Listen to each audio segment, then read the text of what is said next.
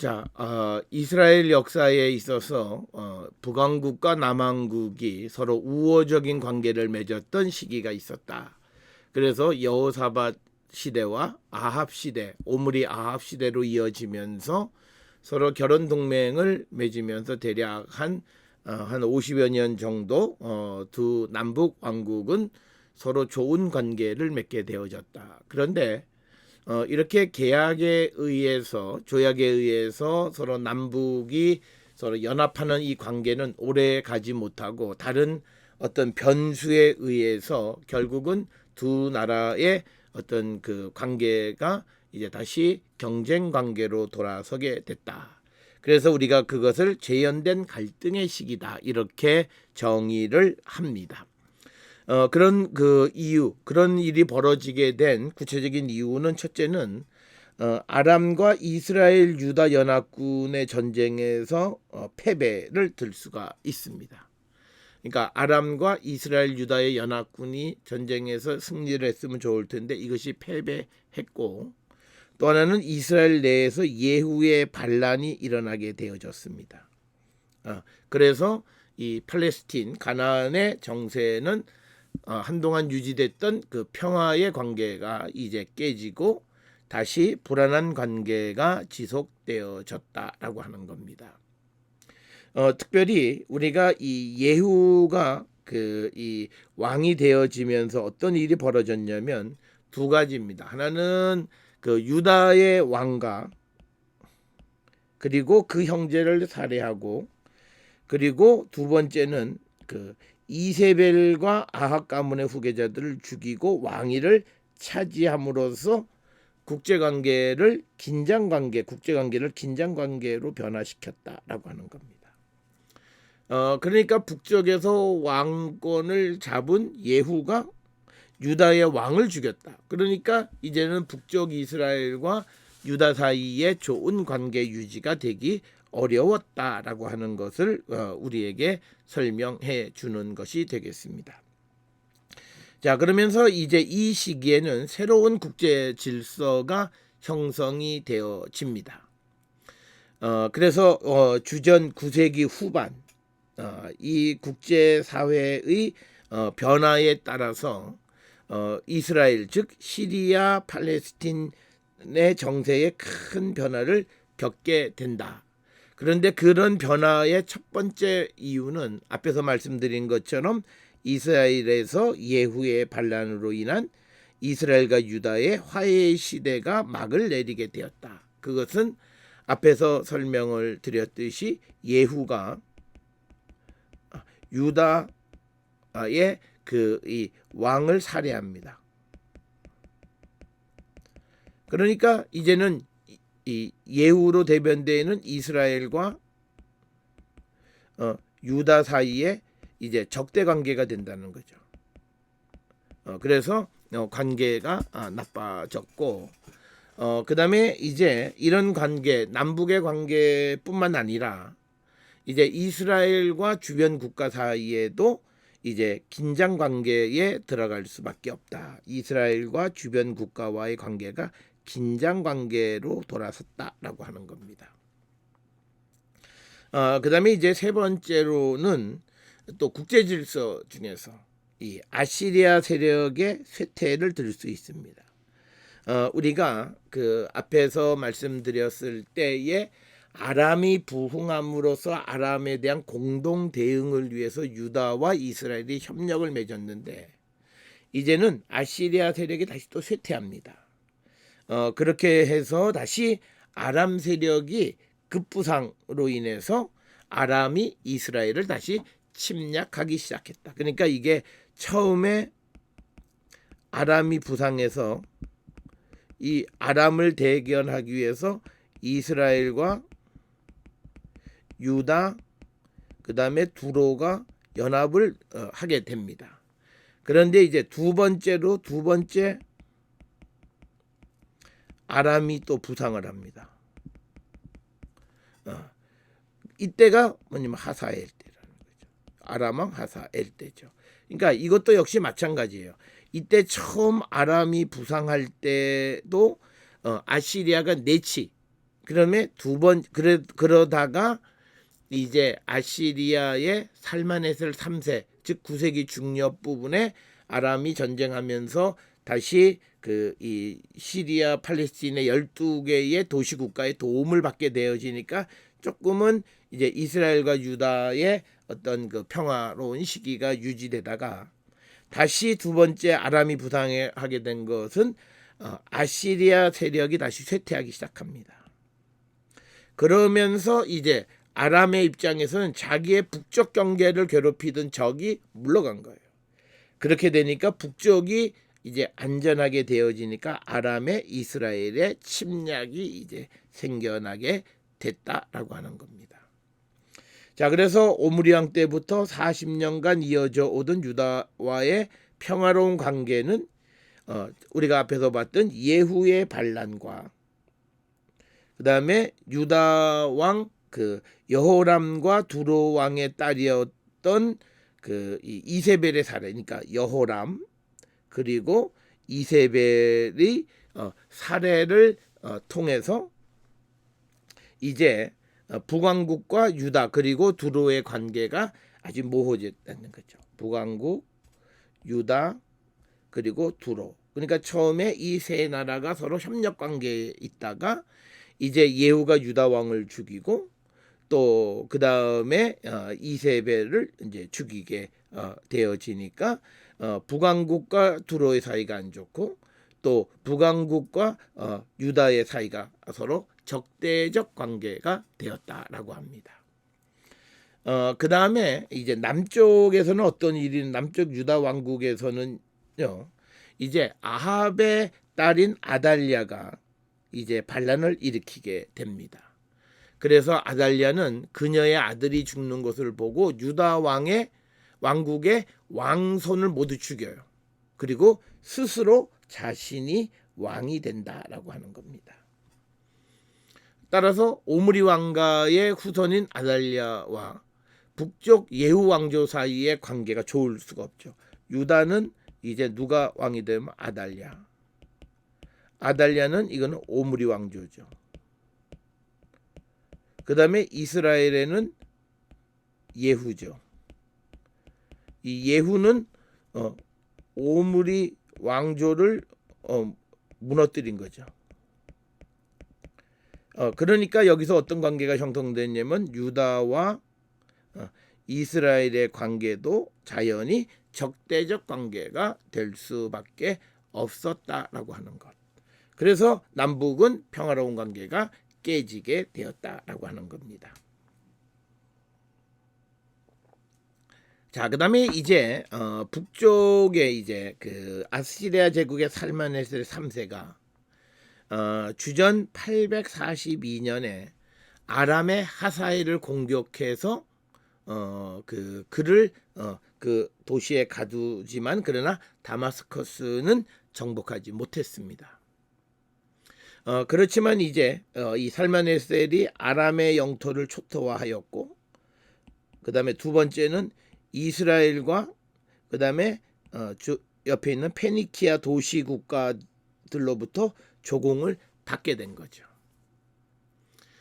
그러면서 이제 이 아시리아가 이제 서쪽 그러니까 아람을 정복하고 이스라엘 페니키아 도시 국가로부터 그러니까 유프라테스강 서쪽 지역의 그 지역을 조공을 받는 관계가 되어지니까 그 이후로부터 서쪽에 대한 관심보다 즉 그러니까 메소포타미아를 중심으로 해서 서쪽에 대한 관심보다는 남쪽과 북쪽에 대한 원정에 주력을 하게 되었다라고 하는 겁니다.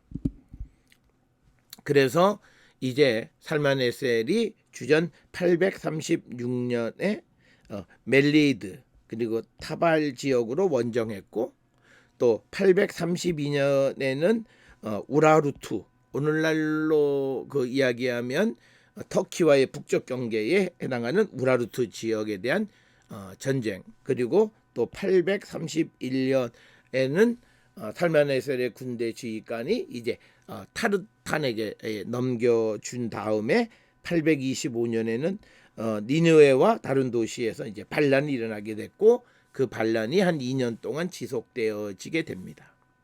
그래서 이제 그 반란이 되어지니까 서쪽이나 다른 지역에 대한 이제 원정이나 이런 것들이 어렵게 되어졌고, 그런 사이에 이제 아람은 이제 다시 이스라엘을 침략하게 되었다라고 하는 겁니다.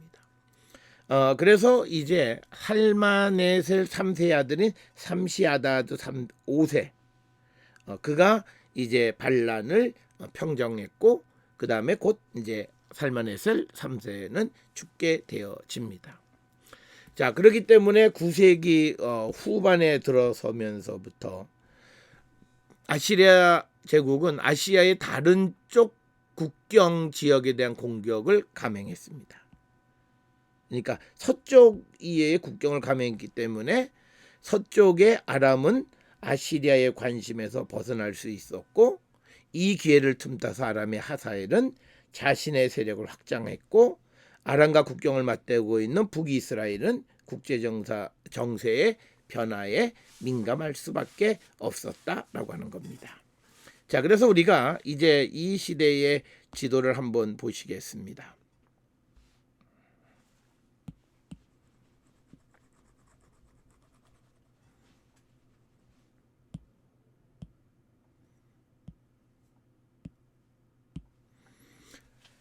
자, 지금 이게 아시리아 지도고, 아시리아는 이 아수르라고 하는 이곳이 중심 지역입니다. 여기가 중심인데요. 그래서 이제 앞에서 우리가 보았듯이 살마네셀 3세 때 우라루투 이쪽이죠. 여기가 우라루투입니다. 우라루투 지역에 대한 공격을 하게 되었고, 그 다음에 이 멜리드라고 하는 곳입니다. 멜리드는 여기에요. 멜리드는 이쪽이죠. 이쪽에 대한 공격. 그 다음에 이제 또 이 근처에 있는 타발이라고 하는 그런 도시들, 이런 데에 관심을 갖게 되어집니다. 그렇기 때문에 전통적으로 아시리아가 관심을 갖던 유프라테스 강을 건너서 소위 아람 쪽으로 행하는 이것이 뜸해질 수밖에 없었다. 그래서 하맛, 그다음에 다마스커스 이런 곳에 대한 공격이 뜸해질 수밖에 없으니까, 그래서 여기에 있는 이제 소위 아람 세력이 이스라엘과 그다음에 페니키아 두로 이런 지역에 공격을 하기 시작을 했다라고 하는 겁니다. 그런데다가 이제 이스라엘 이 아시리아의 니느웨 여기죠. 이 지역에서 반란이 일어나서 한 2년여 동안 반란이 지속돼요. 그러니까 이 아시리아는 이제 이 반란군을 진압하는데 초점을 맞추게 되는 겁니다. 그래서 이제 이 전통적으로 관심을 가졌던 이 서쪽 지역으로 진출하는 것이 뜸해져서, 그때 아람의 소위 우리가 하사엘 이 하사엘 왕이 이제 이스라엘, 유다 그리고 두로 이런 페니키아 지역으로 세력을 확장하게 되어졌다라고 하는 겁니다. 자, 그래서 우리가 이 지도를 보게 되면 고대 근동의 정세는 도미노 현상이에요. 그러니까 아시리아가 아람을 공격하면 아람은 다시 이 세력을 대응하기 위해서 가고, 그렇게 되면 이제 남쪽에 있는 두로, 이스라엘, 유다는 이때는 자유예요. 자유라고 하는 것은 영토 회복이죠. 자, 그런데 이제 여러 가지 이유로 이 아시리아 세력이 이제 철수를 해요.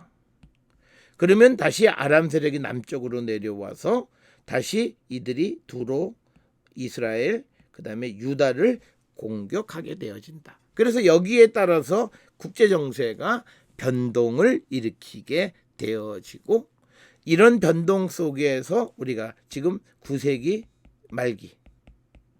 말엽에 국제 정세가 형성이 되어졌고, 그래서 이스라엘은 어떤 고대 근동의 역사에서 주도적 역할을 담당하지 못해요. 항상 키는 아시리아가 되겠고, 그리고 가끔 이쪽에 이제 이집트 세력. 그러니까 이 두 축, A라고 부를 수 있는 이 축과 그다음에 B라고 부를 수 있는 이 축의 변화에 따라서 이 가운데 끼어 있는 국가들 이들의 운명이 결정되어졌다라고 하는 겁니다. 그래서 지금은 이제 9세기 후반으로 들어서서 아시리아 제국이 이 서쪽으로보다는 다른 쪽으로 관심을 많이 갖기 때문에 아람의 하사엘이 이제 이스라엘과 그 주변 국가에 대한 이 공격을 시작하게 됐다라고 하는 겁니다. 이 시대의 또 하나의 특징은 뭐냐면 단순히 이 아시리아의 문제만이 아니라 요단 동편에 있던 이 모압이라고 하는 나라가 그 전에는 이 이스라엘의 지배를 받았습니다. 그런데 아합이 죽은 다음에 이 모압의 메사라고 하는 왕이 이스라엘로부터 이제 독립을 하게 된 거예요. 그래서 뭐냐면 이제 이 이스라엘이 이렇게 영향력을 끼쳤는데 이제는 거꾸로 메사 왕국이 이 이스라엘 군대를 다 물리쳤다는 거예요. 그러니까 이스라엘의 영향력은 훨씬 더 줄어들 수밖에 없었고 이런 환경 속에서 이 다마스커스 이곳을 중심으로 하는 소위 아람의 하사엘이 다시 부흥하게 됐다는 거죠. 그래서 이 아시리아가 여기도 내적인 문제, 그다음에 이스라엘도 그래서 아람은 이제 시리아, 팔레스틴에서 다시 한번 부흥하는 그런 시기를 맞이하게 됐다 이렇게 설명을 드릴 수 있습니다. 자, 그래서 우리가 이 시대의 일반적인 특징은 주전 9세기 중엽에 시리아, 팔레스틴에서 아람 세력이 다시 한번 부흥하는 시기가 되었다라고 하는 겁니다. 자, 그래서 이제 아람이 부흥한다라고 하는 말의 의미는 이스라엘과 유다는 그 아람의 지배나 또는 영향력 아래 놓이게 됐다라고 하는 것을 의미합니다. 특별히 이 당시 9세기 후반의 아람의 왕 하사엘입니다.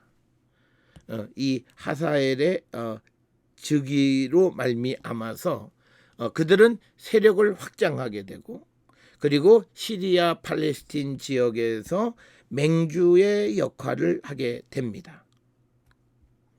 그리고 앞에서 우리가 여러 차례 설명을 드렸듯이 아시리아 제국의 살마네셀 3세의 통치 후반 이후 아시리아의 세력이 시리아 팔레스틴에 대한 관심이 약화되자 북쪽 경계의 안정을 찾은 후 하사엘은 이스라엘, 유다로 남하하기 시작했다. 요게 이제 이스라엘과 그 유다 그리고 고대 그 이 시리아 팔레스틴 지역의 어떤 국제 정세를 나타내는 겁니다. 자, 그래서 우리가 아람의 왕이긴 하지만 이 당시를 이해하기 위해서는 하사엘에 대해서 언급을 해야 합니다. 이 하사엘에 관한 이야기는요, 성경에 예언이 되어 있어요. 열왕기하 8장 12절에서 15절에 기록이 되어 있습니다. 우리가 이 하사엘이 우리가 항상 언제 하사엘 왕조가 시작되어 있는지는 알 수가 없어요. 그렇지만 구약 성경에서도 보게 되면 엘리사는 하사엘이 왕이 될 것을 예언합니다. 그래서 하사엘이 반란을 일으켜 왕을 죽인다 이렇게 기록이 되어 있는 것이 열왕기하 8장 12절에서 15절의 말씀이 되겠습니다. 그래서 이 하사엘이 언제 왕이 됐느냐라고 하는 것은 상당히 결정하기 어렵지만 그런데 우리에게 힌트가 있어요. 그거는 성경이 아니라 살마네셀 3세의 블랙 오벨리스크라고 하는 비문이 있습니다. 이거는 동으로 만들어서 발라와트 문에 이렇게 기록되어져 있는 겁니다. 이 비문의 기록에 보면 주전 841년에 살마네셀이 그 팔레스틴 북쪽 지역에 진출했고 그리고 이때 이미 아람의 왕은 하사엘로 바뀌어 있었습니다. 그러니까 이 말의 의미는 주전 841년 이전에 하사엘이 왕이 됐다는 얘기예요. 그래서 우리가 소위 그 살마네셀 3세의 비문에 이렇게 돼 있어요. 나의 통치 18년에, 이 통치 18년이 우리가 잘 아는 대로 주전 841년을 의미하는 겁니다. 나는 유프라테스 강을 16차례 건넜다. 그러니까 이 유프라테스 강을 이렇게 자유롭게 건넜다라고 하는 것은 이 지역을 살마네셀 3세가 컨트롤하고 있었다라고 하는 거예요. 그래서 아람의 다메섹에 하사엘이 전쟁을 일으켰다. 여기 보면 이제 하사엘이 등장합니다. 하사 1 이렇게 기록이 되어 있습니다. 나는 그로부터 1121승의 전차와 470필의 기마 그리고 그의 진영을 빼앗았다. 이렇게 기록이 되어 있습니다.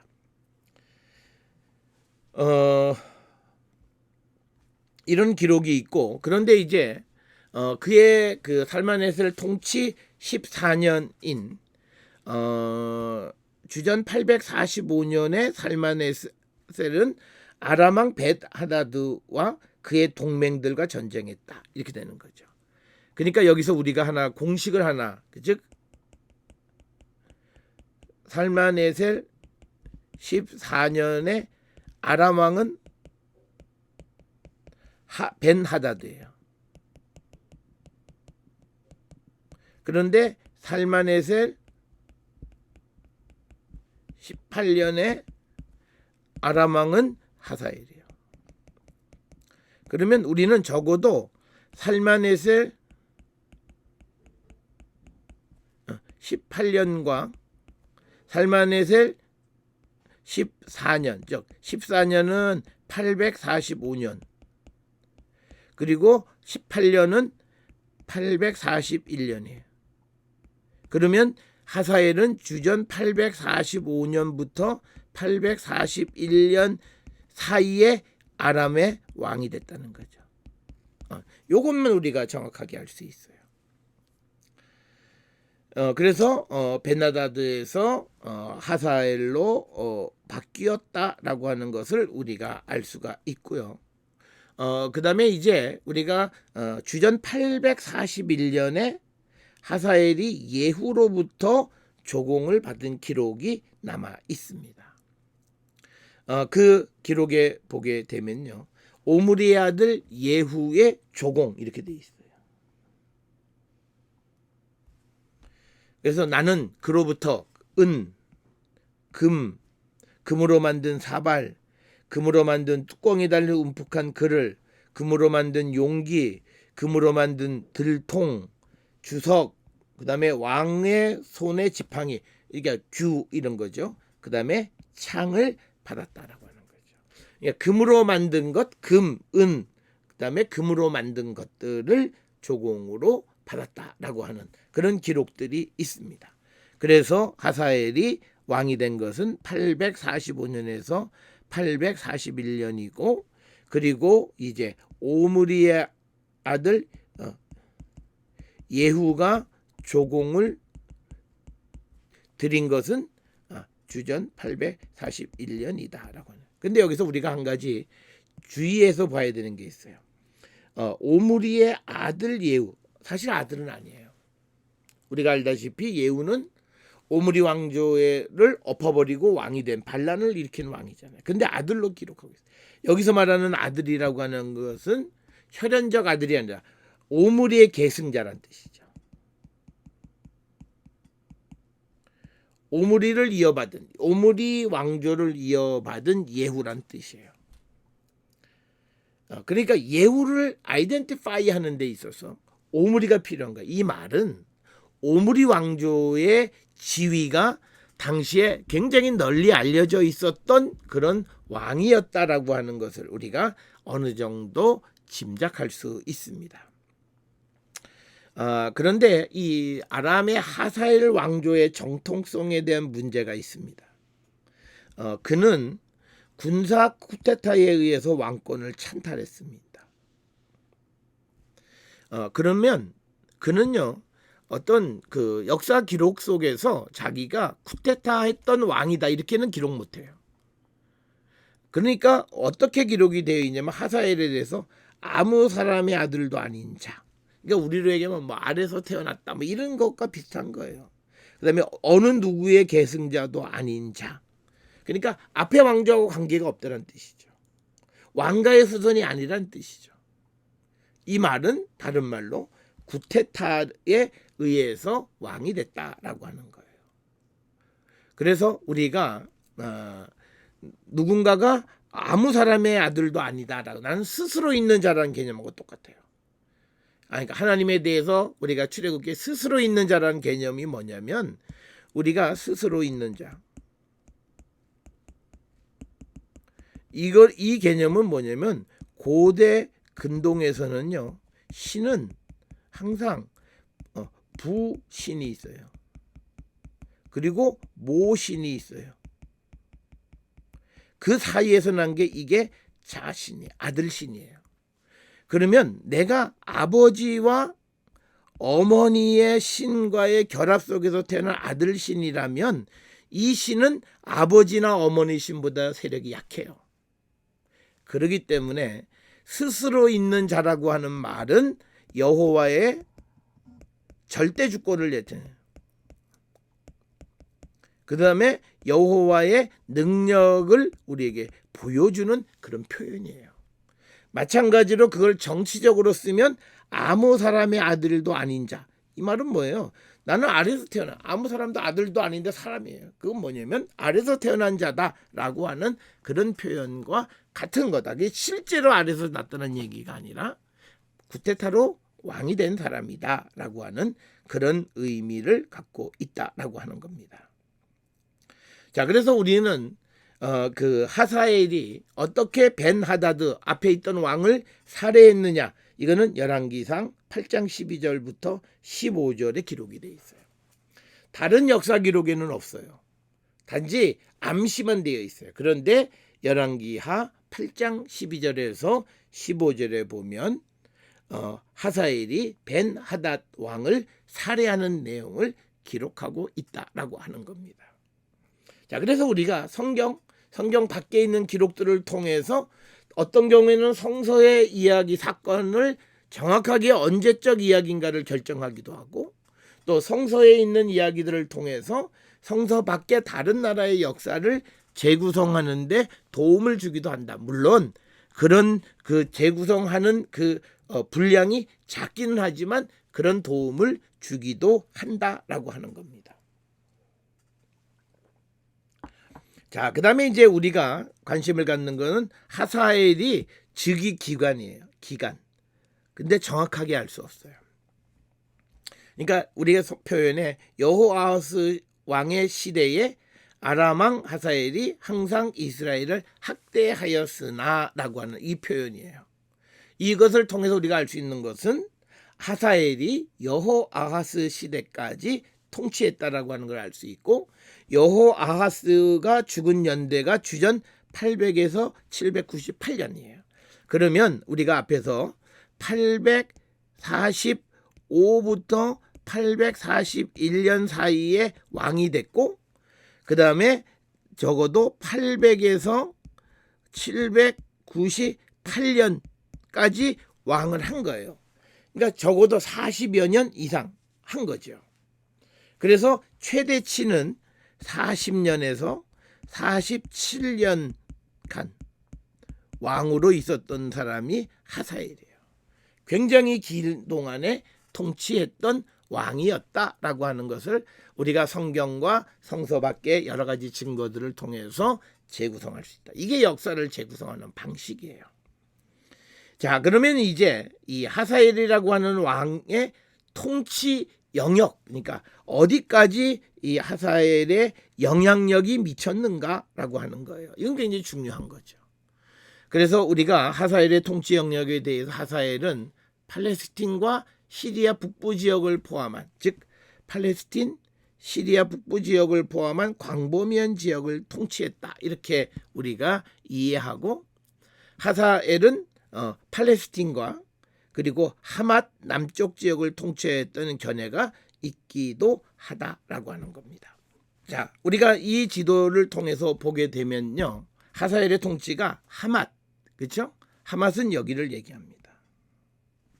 그리고 팔레스틴은 지금 여기를 얘기하는 거죠. 그러니까 하맛 남쪽 지역을 하맛 남쪽, 그러니까 팔레스틴과 하맛 남쪽 지역을 통치했다라고 하는 그런 견해가 있다라고 하는 거죠. 그게 이제 남쪽 지역이죠. 그 다음에 북쪽 지역은요, 사모스라고 하는 곳에서 발견되어진 아람어 비문에 의하면 이 하사엘이 움키까지 가서 전쟁을 했고 거기에서 전리품을 받았다라고 하는 겁니다. 움키는요, 우리가 지금 이 지도에 여기가 움키 지역이에요. 그러면 이건 뭐냐면 시리아 지역과 우리가 잘 아는 이 시리아 이 지역과 그 다음에 이쪽에 터키가 만나는 이 중간지대, 여기가 움키라고 하는 지역이에요.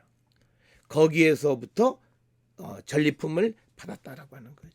자, 그러면 여기서 우리가 이 그 하사엘이 통치하던 건 뭐냐면 이 팔레스틴 남부 지역 여기를 포함해서 북쪽으로는 터키로 들어가는 입구인 움키 지역을 이루는 광범위한 지역을 통치했다라고 하는 것을 알 수가 있습니다. 자, 그래서 이제 하사엘의 세력이 확대된 것은 살마네셀 3세가 아시리아의 내부 문제로 아람에 대한 군사 행동을 멈추었을 때로 추정할 수 있다라고 하는 겁니다. 앞에서 우리가 설명드렸어요. 니느웨를 중심으로 한 곳에 반란도 있었고, 그 다음에 살마네셀 3세가 우라루트라고 하는 북쪽 지역으로 진출하기도 하고, 그 다음에 멜키트라고 하는 곳으로도 진출을 했어요. 그러니까 아람에 대한 그 간섭이 없던 그런 시대에 하사엘의 세력을 확장해서 이 팔레스틴은 남쪽에 이스라엘에 있는 지역까지, 북쪽으로는 움키가 있는 지역까지 영토를 확장했다라고 하는 겁니다. 그런데 우리가 기록을 보면요, 살마네셀 통치 21년인 주전 838년에 아시리아가 아람을 공격하는 겁니다. 뭐냐면 아람이 너무 커지는 것을 견제하기 위한 거죠. 그래서 이때부터 시작을 해서 주전 805년인 살마네셀 3세 다음에 아다드니라리 3세가 다시 아람을 공격할 때까지 33년 동안 이 아람의 세력은 절정기를 다 이루는 거죠. 그러니까 838년에 그러니까 아시리아가 아람을 공격한 거죠. 이거는 아시리아가 아람을 공격한 거예요. 그 다음에 805년에 이제 다시 아다드니라리 3세가 아람을 공격해요. 그러면 이 사이에 대략 33년 이 동안에 하사엘은 세력의 절정기를 맞이했다, 이렇게 설명을 할 수 있습니다. 이렇게 세력의 절정을 맞이했던 하사엘이 당연히 이스라엘에 영향력을 끼칠 수밖에 없습니다. 그래서 우리가 성경에 보게 되면 하사엘은 유다 왕 아하시야와 어디서 라마에서 전투를 벌여 아하시야를 부상 입힙니다. 그런데 이게 이제 정확하게 언제 발생한 사건이냐 알 수는 없지만요, 아마도 하사엘 통치 초기 시대에 일어난 것으로 보통 역사가들은 추정을 합니다. 자, 그 다음에 이제 이스라엘 왕 요아스 시대에 하사엘은 팔레스틴의 가드, 이건 블레셋 사람들도 가드, 그 다음에 예루살렘을 공격하고 유다의 내정 간섭을 하기 시작합니다. 내정을 간섭한다라고 하는 건 아람의 세력이 얼마나 컸다라고 하는 것을 우리가 짐작할 수 있는 그런 대목이고, 그렇지만 이런 관계가 얼마나 지속됐느냐, 이거는 우리가 알 수가 없다, 이렇게 말씀을 드릴 수 있습니다. 자, 그래서 하사엘과 이스라엘 그리고 하사엘과 유다의 관계가 어떤 관계인지 정확하게 알 수는 없지만, 그러나 이스라엘과 유다가 아람의 봉신이었을 가능성을 배제할 수 없다. 자, 여기서 봉신이라고 하는 건요, 영어로 베살, 이건 뭐냐면요, 외교권이 없어요. 그 다음에 자치권은 있어요. 자치권은 허용해요. 외교권은 안 돼요. 그러니까 뭐 어느 나라와 협정을 맺거나 또는 어떤 나라의 도움을 받거나 절대 안 돼요. 세 번째는 뭐냐면 조공을 납부해야 돼요. 그리고 네 번째는 상시 선물을 납부해야 돼요. 조공은 이건 이열리죠. 이거는 상시, 선물은 상시 필요할 때마다 납부하는 거예요. 이게 봉신이에요. 그러니까 봉신의 반란은 뭐냐? 다른 게 반란이 아니에요. 외교권이 없는데 다른 나라와 외교 관계. 이게 반란이에요. 그리고 또 하나는 뭐 경제적으로 조공 납부 거부, 선물 납부 거부. 이게 반란이에요. 그러니까 봉신은 군사로 반란을 일으킬 수가 없어요. 대부분은 이런 외교, 그러니까 다른 나라의 도움을 통해서, 그러니까 외교권을 가질 수 없는데 그거를 행사하거나, 조공을 납부했는데 조공을 납부하지 않거나, 상시 선물을 제공해야 되는데 선물 제공을 하지 않거나, 그럴 때 봉신은 반란인데, 이 하사엘 때의 이스라엘과 유다는 아람의 봉신이었을 가능성이 크다라고 하는 거예요. 그래서 그러면 이 관계가 언제 되느냐? 그런데 이스라엘은 자치적으로 이 봉신 관계를 끊지 못해요. 그것을 끊는 것이 주전 805년에 아다드 니랄이 3세가 다마스커스를 공격할 때까지 계속돼요. 그러니까 다마스커스를 공격해서 아람을 제압하니까 그제서야 이 봉신 관계가 해제되는 거죠. 그러니까 이것은 뭐냐면 우리가 1945년부터 48년 사이에 많은 국가들이 연합군의 승리를 통해서 독립을 얻는 것과 비슷한 방식이다라고 하는 거예요.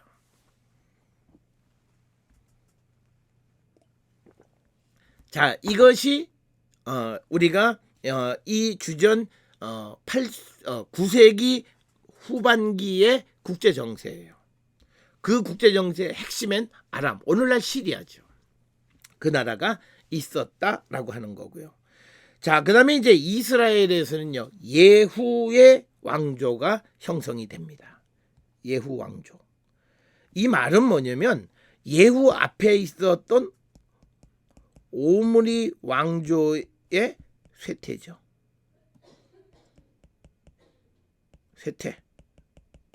쇠퇴. 그리고 예후 왕조의 이 형성, 이렇게 우리가 볼 수 있는 거예요. 그러니까 오므리와 예후의 관계는 별로 좋은 관계가 아니다. 그래서 예후는 누구였느냐? 예후의 반란이다, 이렇게 얘기하는 것은, 예후는 원래 군대 장관이었습니다. 그러니까 이 시대에는 군사력을 가지고 있는 사람들이 정권을 창출하기가 무척 수월했던 거죠. 그래서 왕권을 탈취한 후에 28년간 사마리아를 통치하고, 그리고 오므리 왕조가 형성했던 유다와 두로 주변 국가의 상호 우호 관계를 유지하기 힘들게 깨버리는 거죠. 우리가 형제 국가, 그러니까 A와 B가 형제라고 하는 거는요, A의 원수 A 다시는 B에게도 원수예요. 이 관계예요. 그 다음에 또 역시 그러니까 B의 원수인 B 다시는 자연히 A의 원수가 되는 거예요. 그러니까 자연스럽게, 그러니까 예후 왕조가 오므리 왕조를 무너뜨렸다면 두로와 유다와는 관계가 좋을 수가 없어요. 그래서 이 시기에 상호 우호 관계가 유지하기 힘들게 되었다라고 하는 것이 바로 그런 관계죠. 유지하기 힘들게 되었다. 그래서 이건 이스라엘의 왕 요람과 함께 길르앗 라못으로 전쟁을 떠났던 유다 왕 아하시야가 예후에 의해서 살해가 됩니다. 또 아하시야의 형제들까지 죽임을 당하게 되고, 더 나아가 두로 엣발의 딸이면서 아합의 부인이었던 이세벨이 이스라엘에서 예후에 의해서 죽임을 당하게 됩니다. 이런 일련의 사건으로 인해서 예후가 통치하는 북이스라엘 왕국은 남유다나 이 두로와 적대 관계가 형성이 될 수밖에 없었다라고 하는 거죠. 우호 관계에 있었던 유다의 왕과 왕자들, 그리고 아합의 부인이었던 두로 왕의 딸을 죽였기 때문에 그런 문제가 생겼다라고 하는 겁니다. 그래서 국제 정세는 변하게 되어졌고, 이스라엘과 유다와 두로의 관계도 변하게 되었다. 그렇지만 성경은요, 이 예후의 반란에 대해서 하나님의 예언에 의해서 왕으로 기름 부음 받았다고 기록해요. 이 말은 그 전에 있었던 아합과 오므리 왕조에 대한 상당한 거부감을 나타내는 겁니다. 예후는 여호와가 그시다 이런 거예요. 여호와가 그다, 그러니까 야훼 is he 뭐 이런 뜻이에요. 그래서 예후라고 하는 말은 우리가 잘 아는 여호와 요드헤이 바브헤이의 플러스 그다음에 후 이렇게 돼 있어요. 그러면 이게 동화 현상이 나서 한 번만 기록하는 거죠. 그러니까 유드헤이 바브 알렙 이렇게 된 거죠. 요게 동화 현상 나고 이 바브가 다시 동화 현상이 나서 예후 이렇게 기록이 된 겁니다. 그래서 여호와가 그다 이거죠. 그래서 우리가 예후가 왕으로 즉위하는 과정은 열왕기하 9장 1절부터 10장 17절까지 자세하게 기록이 되어 있습니다. 그래서 이 반란자들이 이전의 왕족을 어떻게 처리하는가를 자세히 기록하고 있어요. 그래서 예후는 오므리 왕조에 속하는 모든 왕의 씨를 멸했을 뿐만 아니라 오므리 왕조와 동맹 관계에 있던 유다 왕 아하시야까지 살해하는 겁니다.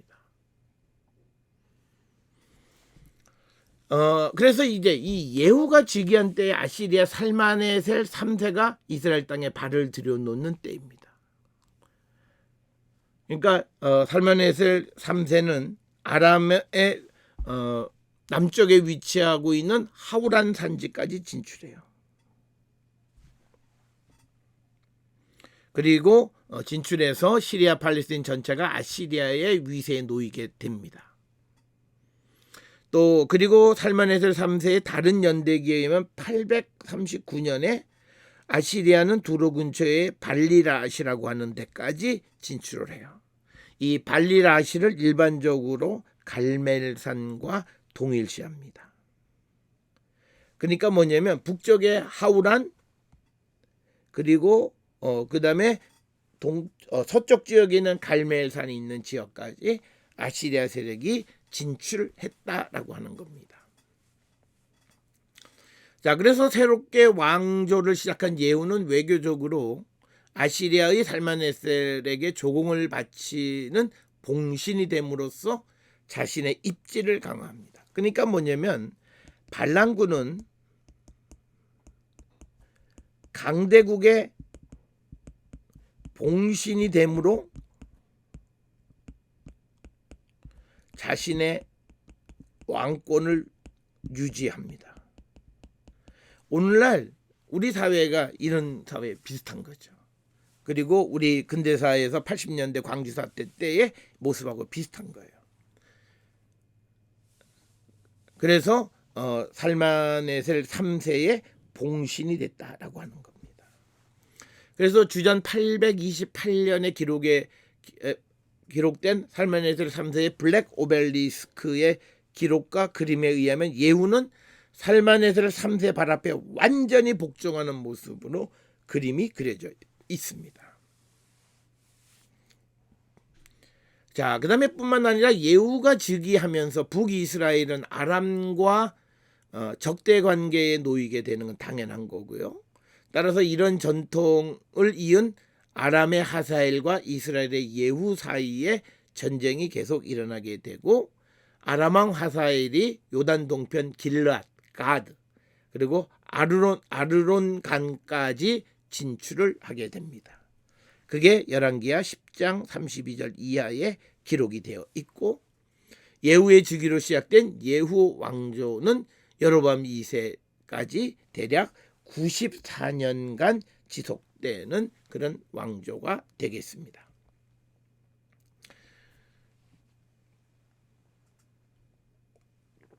자, 그 다음에 이제 예후가 죽은 후에 그의 아들 여호아하스가 왕이 돼서 17년간 통치합니다.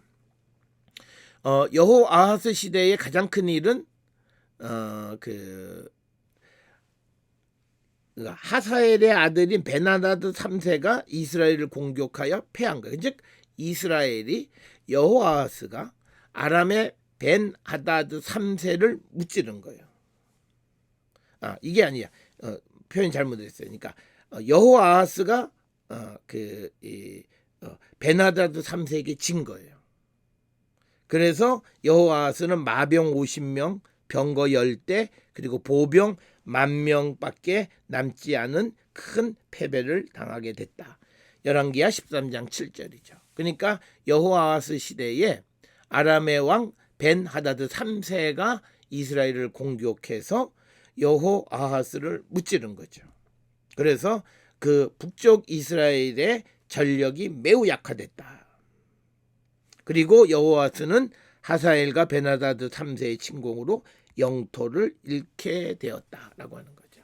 우리가 성경의 기록 중에서 영토를 잃은 왕들은 긍정적 평가를 받을 수가 없습니다.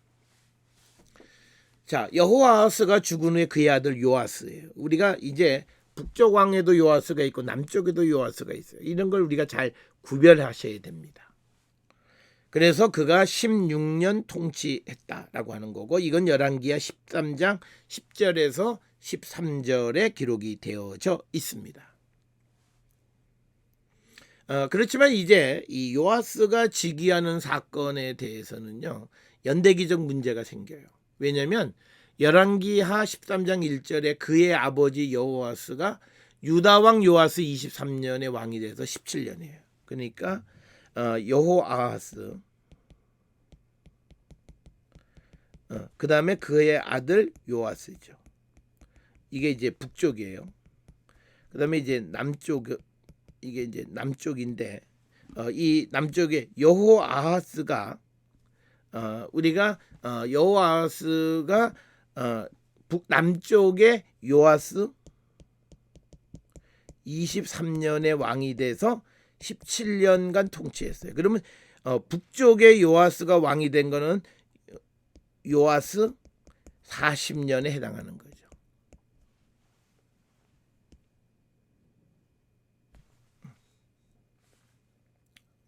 그런데 열왕기하 13장 10절에 의하면 여호아스의 아들 요아스가 유다왕 요아스 통치 37년에 이스라엘 왕이 되었다고 기록해요.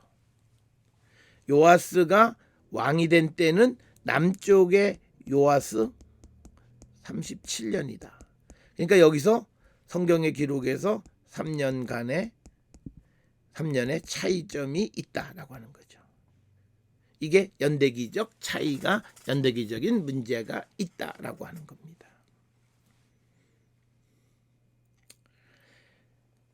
이 표현은 우리가 이제 남쪽의 요아스 왕의 통치 연한을 40 혹은 41년 근데 40으로 맞추려고 하는 그런 어떤 시도나 여러 가지 그런 거가 복합적으로 관계되어져 있는 그런 내용이 되겠습니다. 그 다음에 이제 이 요아스 왕의 업적 중에 하나가 뭐냐면요. 열왕기하 14장 8절부터 14절에 보면 굉장히 중요한 사건이 있어요. 예루살렘까지 진격하여 성전과 왕궁 보물을 탈취하였을 뿐만 아니라 유다 백성을 볼모로 잡았다. 포로로 잡았다는 거예요. 여기서 우리가 관심 가져야 되는 거는 성전 보물 탈취예요. 자, 그러면 여기서 요아스가 북쪽 이스라엘 왕 요아스가 성전의 보물만 탈취해 왔겠냐는 거예요. 아마 이건 추정이에요. 아마도 이때 요아스가 유다의 예루살렘을 침공할 때의 법궤도 탈취했을 것으로 추정하는 거예요. 그래서 우리가 뒤로 가면 갈수록 법궤에 대한 언급이 없는 것들은 이미 이때 탈취를 당했는데요. 그런데 이 법궤가 탈취당한 것 사실에 대해서 알 수 있는 사람은 극히 소수예요. 대제사장이나 몇몇 사람들밖에는 몰랐을 것으로 추정이 되는 거예요. 그래서 우리가 예레미야 3장 16절의 말씀이나 열왕기하 25장 9절부터 17절에 유다가 바벨론에서 멸망할 때 법궤에 대한 언급이 없어요. 이건 아마도 열왕기하 14장 8절부터 14절에 나와 있는 요아스 북쪽 이스라엘 왕 요아스가 쳐들어왔을 때에 아마 예루살렘에 있는 법궤를 북쪽으로 가져가지 않았겠는가. 특별히 북쪽 이스라엘이 이 법궤가 필요한 건 뭐냐면 우리가 북쪽 왕국이 형성되어지면서 이 사람들의 제의에서 가장 문제는 금송아지. 그런데 이제 법궤를 가져올 수 있는 기회가 있는데 그걸 안 가져갔다. 이거는 우리가 합리적으로 추정하기 어려워요. 그래서 북쪽 이스라엘이 법궤를 가지고 갔을 거다라고 하는 거고, 그 이후로부터 남쪽에서는 법궤에 대한 언급이 없다라고 하는 거예요. 우리가 법궤에 대한 이야기는 가나안 땅에 들어온 이후에 사무엘상 5장에서 법궤가 블레셋 사람들에게 빼앗긴 사건을 기록하고 있어요. 그러면 만약에 이 법궤가 바벨론에 의해서 뺏겼다라고 하면 그건 기록할 거예요. 그런데 문제는 북쪽이다. 같은 사람들, 같은 민족 사이에서 법궤의 소유자가 바뀐 거예요. 그래서 이것에 대한 언급을 하지 못하지 않았겠는가 이렇게 추정을 할 뿐이다라고 하는 거예요. 자, 우리가 이제 열왕기서의 역사가 이게 성전의 역사, 성전이 이방인들에 의해서 탈취된 몇 번의 사건이 성경에 기록되어 있습니다. 그것의 첫 번째 사건이요. 열왕기상 14장 25, 28절에 이집트 왕 시삭이 쳐들어왔을 때예요. 그때 첫 번째 일어난 사건이고, 두 번째는 열왕기상 15장 16, 18절에 아사 시대의 일입니다. 이때의 아사는 성전의 보물을 뇌물로 보냈다. 이렇게 기록이 되어 있습니다. 그 다음에 이제 이게 두 번째 아사고요. 그 다음에 이제 세 번째 사건이 언제냐면 유다 왕 아마샤 때입니다. 이것이 열왕기하 14장 8절에서 14절. 그 다음에 이제 네 번째가 유다 왕국 바벨론에 의해서 왕하 25장 9절부터 17절. 이런 일련의 여러 사태들 가운데서 성전에 있던 법궤 분실 가능성이 가장 높은 것은 아마샤 시대에 이스라엘 왕 요아스가 공격했다라고 하는 바로 조금 전에 우리가 보았던 그 사건을 들 수 있습니다.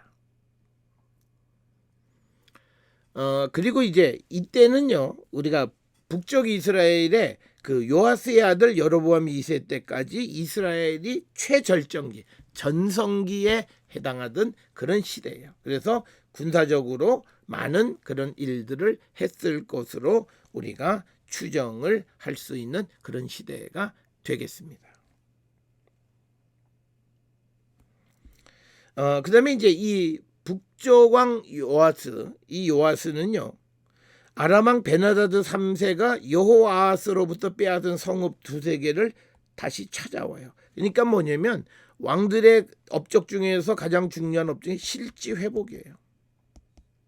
빼앗겼던 땅을 회복하는 거예요. 그거를 요아스가 했는데 대상이 누구냐면 아람이었다는 거예요. 그것은 북쪽 이스라엘 요아스와 그 다음에 이루어지는 여로보암 2세가 얼마나 강한 나라였는가를 간접적으로 보여주는 사건이다라고 하는 겁니다.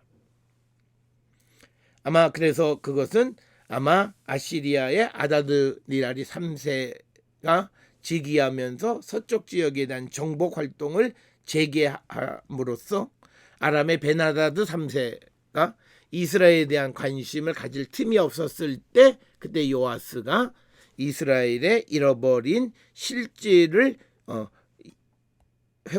이 북쪽에 잃었던 땅을 회복할 수 있었다. 이렇게 우리가 해석할 수 있다라고 하는 겁니다. 그러니까 우리가 아시리아의 아다드니라리 3세는 시리아 팔레스틴의 국제 정세 변화를 초래한 왕이에요. 특별히 칼라흐에서 발견된 아다드니라리 3세 비문에 의하면 아다드니라리 3세는 다마스커스를 공격했다 이렇게 기록이 되어져 있습니다. 그래서 그 내용에 보게 되면요 이렇게 기록이 되어 있어. 중간쯤 보면 나는 그들에게 조공을 부과했다. 나는 다마스코스로 진격하였다. 요거고요.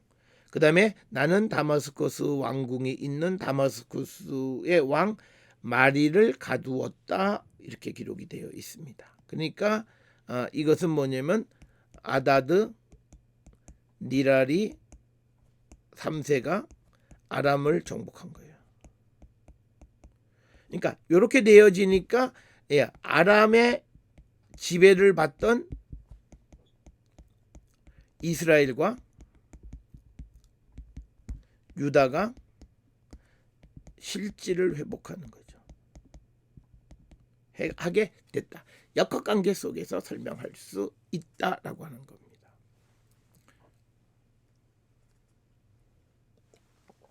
자, 그 다음에 또 이어서 아다드니라리 3세의 세베르신다르 남쪽에 위치한 사바에서 발견된 비문에 보면 주전 805년에 다마스커스로부터 조공을 받았다 이렇게 기록이 되어 있습니다.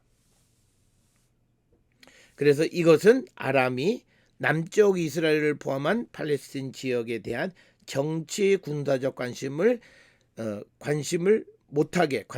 갖지 못하게 하는 계기가 되었다. 이렇게 설명할 수 있다라고 하는 거고요. 그다음에 이제 중요한 비문인데 텔 리마에서 발견된 아다드니라리 3세의 또 다른 그 비문에 의하면 사마리아의 그 요아스 왕, 즉 북이스라엘의 요아스 왕 역시도 아시리아의 조공을 바쳤습니다. 이런 기록이 성경에 기록이 되어져 있습니다. 그래서 여기에 보게 되면 나는 사마리아의 요아스와 두로와 시돈의 조공도 받았다. 주된 내용은 아람으로부터 받는 거예요. 그런데 플러스 이스라엘, 그 다음에 또 시돈, 그리고 두로 이런 주변 나라들로부터 모든 조공을 받았다. 이렇게 기록을 하고 있습니다.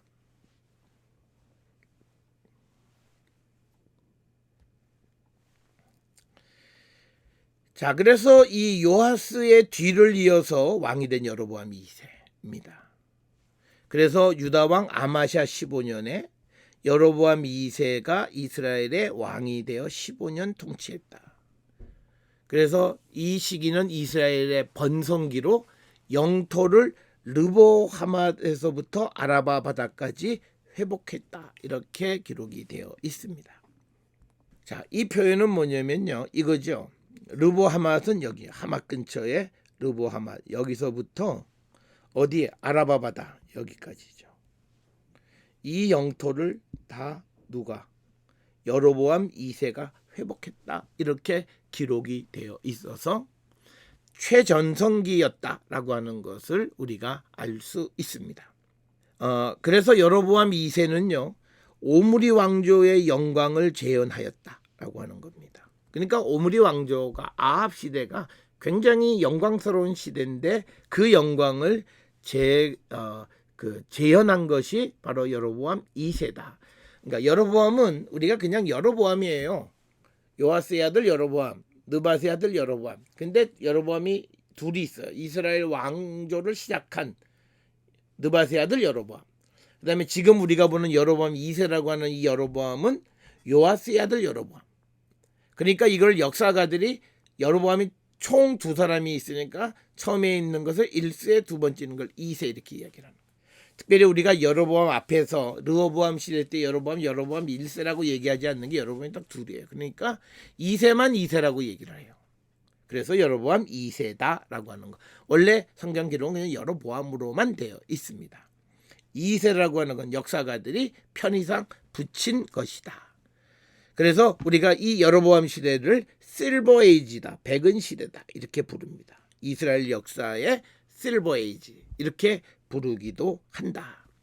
그래서 이스라엘이 아람에게서 영토를 잃은 것은 예후가 죽으면서 많은 영토를 하사엘에게 빼앗겼기 때문인데 그것을 이제 다시 되찾았다라고 하는 거예요. 그때 당시에 빼앗긴 땅은요. 열왕기하 10장 32절에서 36절에 보면 하사엘이 길르앗, 갓지파, 루벤 지파, 므낫세 지파의 땅을 빼앗았다 이렇게 돼 있어요. 그래서 아로엘로부터 길르앗과 바산의 땅까지를 빼앗겼다 이렇게 되어 있어요. 그게 이제 하사엘로부터 하사엘에 의해서 빼앗긴 거죠. 그렇지만 이제 여호아스 시대 때에 아람에서 벗어나고 그의 아들 요아스는 그때 빼앗겼던 땅을 다시 되찾았다라고 하는 겁니다. 그것이 여로보암 2세 시대의 가장 큰 특징이에요.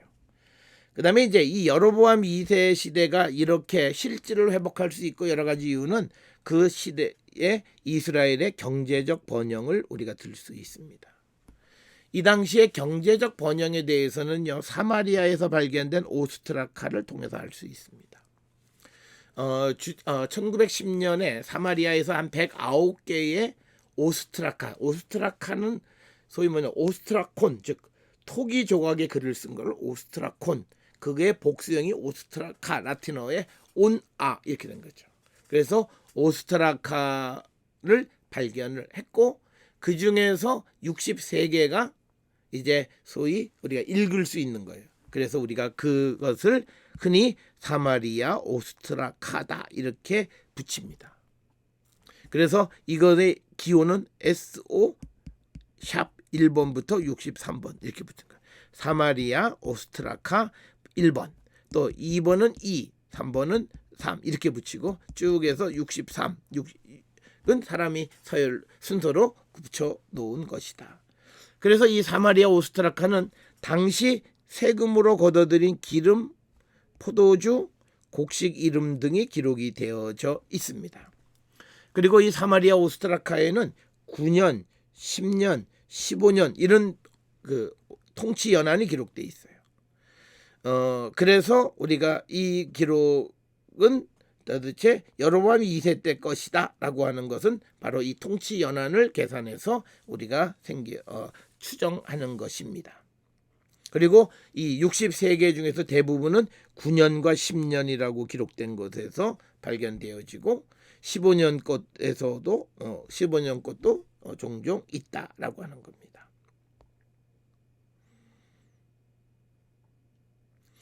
그래서 이제 학자들이 이 사마리아 오스트라카에 대한 연구를 굉장히 많이 했어요. 그래서 9년, 10년 그리고 15년 것.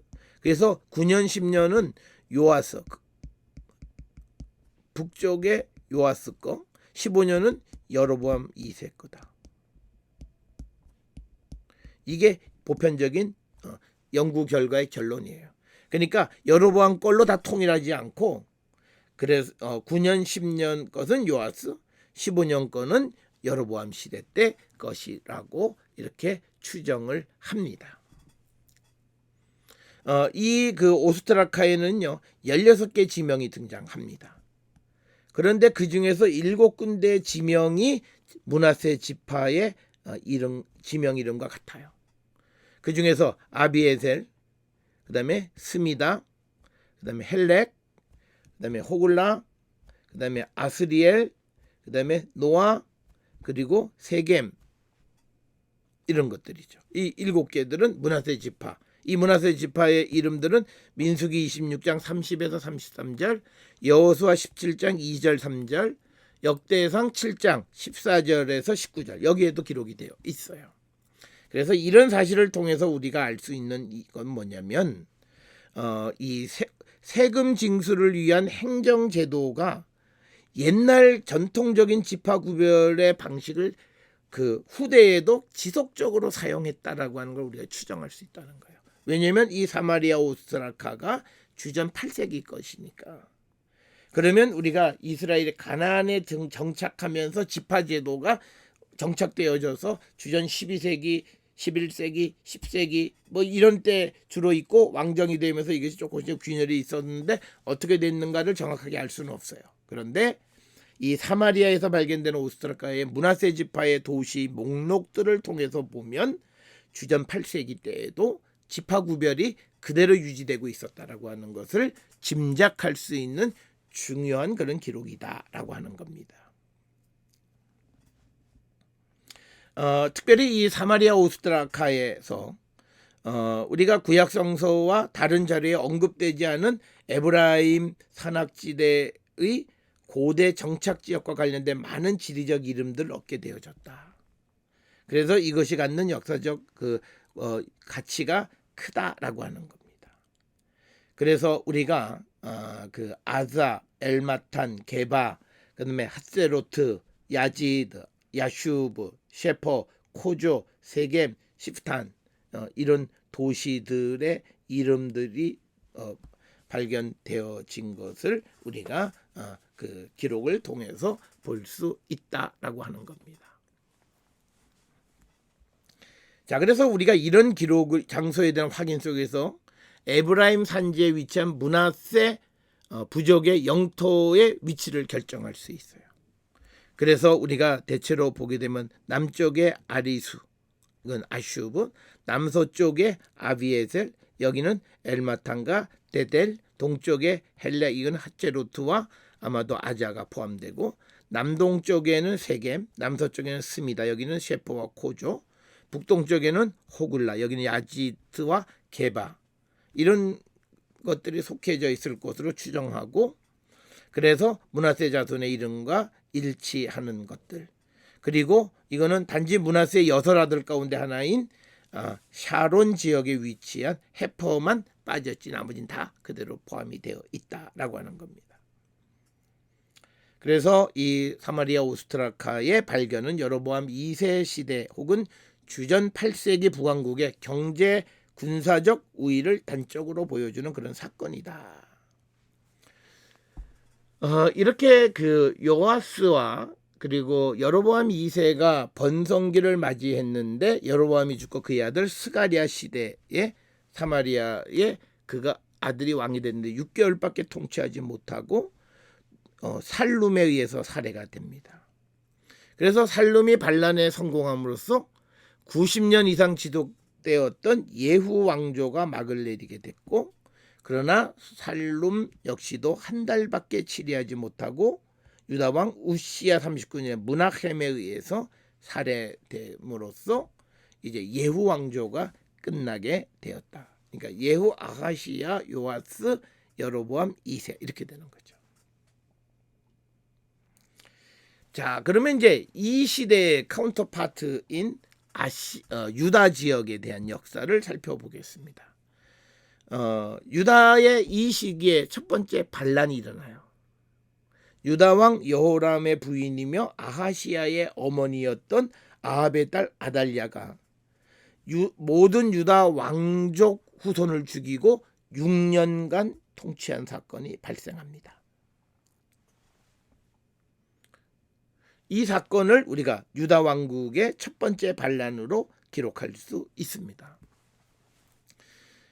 이 아하시야가 예후에 의해서 살해당하는 것을 보고 아달랴가 왕의 씨앗을 전부 다 진멸합니다. 그때 아하시아의 누이인 여호세바가 요아스를 숨겨 죽음을 면하게 하고 하는 이야기가 성경에 기록이 되어 있습니다.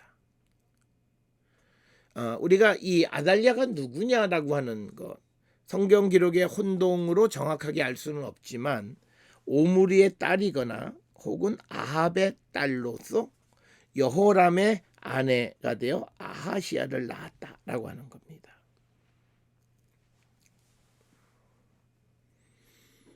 그래서 우리가 이 시대 이스라엘과 유다의 통치를 보면 오므리, 아합, 여호람, 그 다음에 예후가 841년경에 통치하게 되고, 그 다음에 아하시아가 죽은 다음에 아달랴가 6년간 통치했다.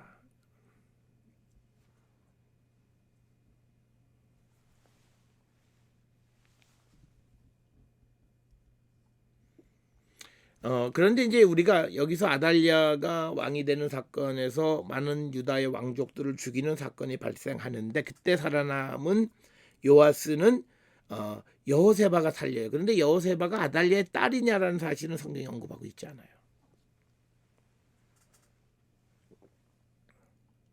그렇지만 이제 그가 그런 학살 속에서 살아남은 것을 보면 아달랴의 딸로 보인다라고 하는 겁니다. 자, 그래서 우리가 이 시대의 이 유다 왕국의 유다와 이스라엘 족보를 보면요, 우리가 성경의 기록을 통해서 보게 되면 이스라엘의 아합과 이세벨 사이에서 아달랴가 태어났고, 그다음에 여호사밧과 다른 왕비 사이에서 여호람이 태어났죠. 그래서 여호람과 아달랴가 결혼해서 아하시아가 태어났고, 그다음에 아하시아가 시바다와 결혼을 해서 요아스가 태어났다라고 하는 거죠. 그런데 이 아달랴가 아하시아가 죽는 것을 보고 그 왕의 후손들 다 죽이는 사건이 벌어지는데, 그때 이제 이 여호세바가 요아스를 살렸다라고 하는 거예요. 그래서 지금 유다의 왕이 이제 될 요아스는 이 위치다라고 하는 거예요. 그러니까 아달랴 다음에 어떻게 요아스가 왕이 이렇게 넘어가는가라고 하는 것을 설명해 주는 거죠. 그거는 이 사이에 다른 아들들이 다 살해를 당했기 때문이다라고 하는 겁니다. 자, 아달랴 통치 기간 중에 유다 왕국은, 아달랴가 한 6년 통치하는 동안에 유다는 북이스라엘과 적대 관계예요. 왜냐하면 자기의 친정에 해당하는 소위 오므리 왕조를 예후가 끝내버렸기 때문이다. 그리고 이제 이 아달랴가 즉위하면서 유다 왕국에는 우상 숭배가 더 만연했던 것으로 추정됩니다. 이런 환경이 대제사장 여호야다의 반란을 일으키는 계기가 됐다라고 하는 거죠. 너무 우상 숭배가 만연하니까. 그래서 대제사장 출신의 여호야다의 주도하에 아달랴를 축출하는 일이 진행되어졌고, 이 계획은 단순히 왕권을 회복하는 것뿐만 아니라 우상을 타파하고 바알의 제사장 맏단을 죽인 것 등 종교 개혁의 성격이 강했다는 거죠. 자, 이렇게 해서 여호야다가 아달랴를 축출하면서 유다 왕국은 잃어버렸던 왕권을 다시 회복합니다. 그래서 여호야다는 유다의 왕으로 요아스를 즉위시키고, 그래서 유다가 6년간 잃었던 왕권을 다시 회복하게 됩니다. 그래서 요아스는 그가 어린 나이 7세에 즉위해서 40년간 왕으로 재위했다. 그래서 여호야다의 도움으로 요아스가 왕이 됐기 때문에 그는 초기에는 여호야다의 도움을 받고 자문을 구합니다. 그러나 그가 즉위한 지 23년, 즉 30세가 되던 해에 하나님의 전을 수리하지 않는다는 사실을 알고 성전을 수리하라고 명하고 제사장들이 성전 재정에 관여하지 못하게 하고, 이때부터 요아스는 제사장의 영향에서 벗어나기 시작을 합니다.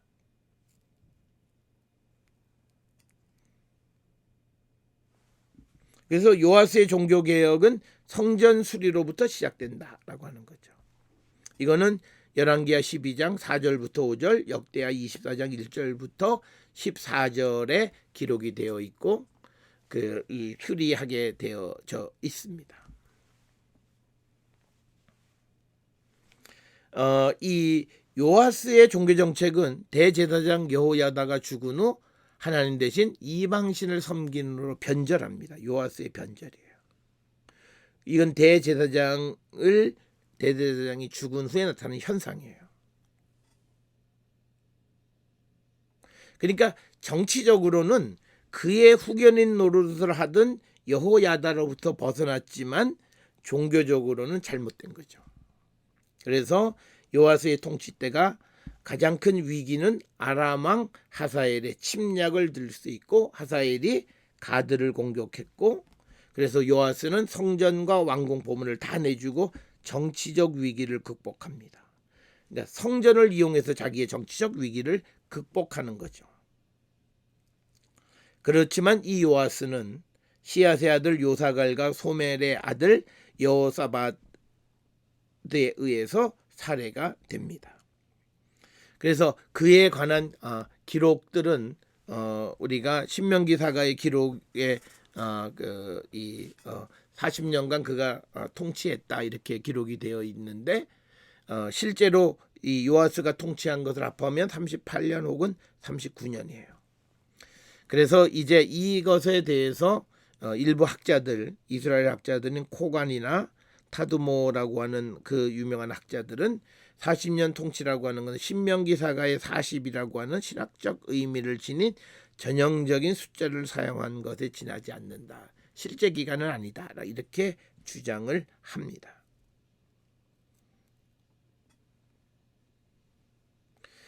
그래서 우리가 그 요아스의 이야기가 갖는 여러 가지 그 성경의 기록 중에서 조금은 좀 우리가 역사성에 의아하게 생각하는 부분이 있어요. 첫째는 요아스가 이 아달랴의 학살에서 살아남는 과정이 영웅들의 이야기 모습하고 너무 비슷하다라고 하는 거고요.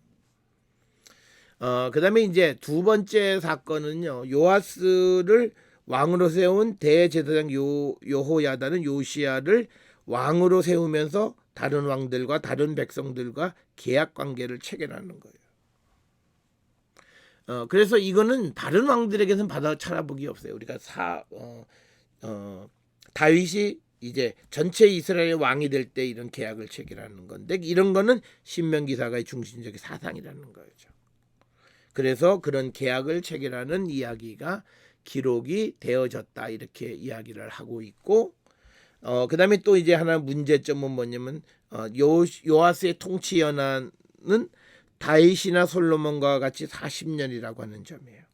앞에서 우리가 이야기했듯이 그의 통치 연한을 기록하면 완전히 40은 아니다. 38이나 39인데 40이라고 얘기하는 것은 마치 다윗이 헤브론에서 7년 반, 예루살렘 34년 합하면 40년 반, 41년인데 40년이라고 하는 것과도 밀접한 관련이 있다. 이렇게 설명을 합니다. 그 다음에 이제 네 번째는 요아스 즉위를 나타낼 때 일반적으로 다른 왕의 즉위 시 사용하는 상대 연대 표시 방법이 다르다라고 하는 겁니다. 유다 왕을 기록할 때는요, 이스라엘 왕 몇 년에 유다 왕 누가 왕이 됐다 이런 양식을 써요.